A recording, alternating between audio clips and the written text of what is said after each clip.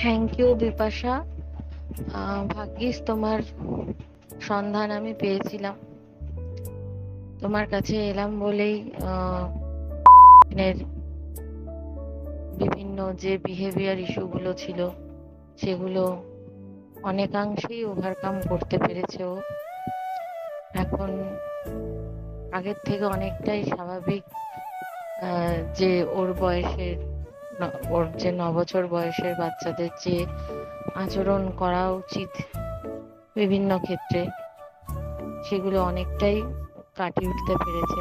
বিশেষ করে খাওয়া দাওয়ার ক্ষেত্রে বা নিজের কাজ করার ক্ষেত্রে যে ওর অনীহা ছিল, হ্যাঁ, সেগুলো অনেকটাই কাটিয়ে উঠতে পেরেছে।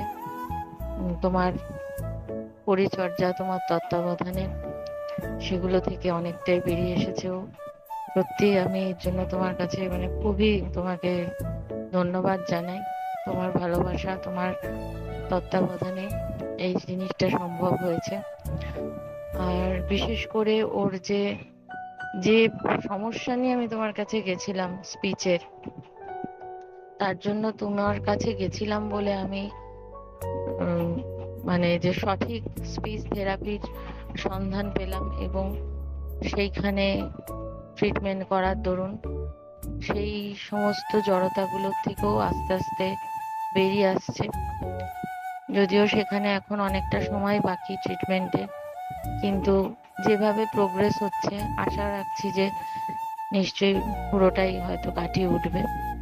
সবটাই তোমার জন্য সম্ভব হয়েছে এবং সেই হিসাবে তোমার আরো আগামী দিনে তুমি যে কাজ করছো, যেভাবে আমাদের মতো প্যারেন্টসদের বা বাচ্চাদের সমস্যাগুলোকে তোমার কাছে আসার ফলে যে যে উপকার আমরা পেয়েছি, তোমার এই কাজ, এই লক্ষ্যে তুমি এগিয়ে যাও।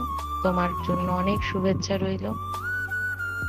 তোমার সঙ্গে একটা ভালো বন্ধুত্ব তৈরি হয়ে গেছে, জানি আগামীতে বিভিন্ন সমস্যায় আমি নিশ্চয়ই তোমার কাছ থেকে যেমন সহযোগিতা পেয়ে এসেছি পাবো, এবং আমারও পরিচিত যদি কেউ থাকে আমি নিশ্চিন্তে নির্দ্বিধায় তোমার কাছে তাদেরকে চোখ বন্ধ করে পাঠিয়ে দিতে পারবো, কারণ জানি, বিশ্বাস আছে যে তারাও আমার মতো উপকৃত হবে।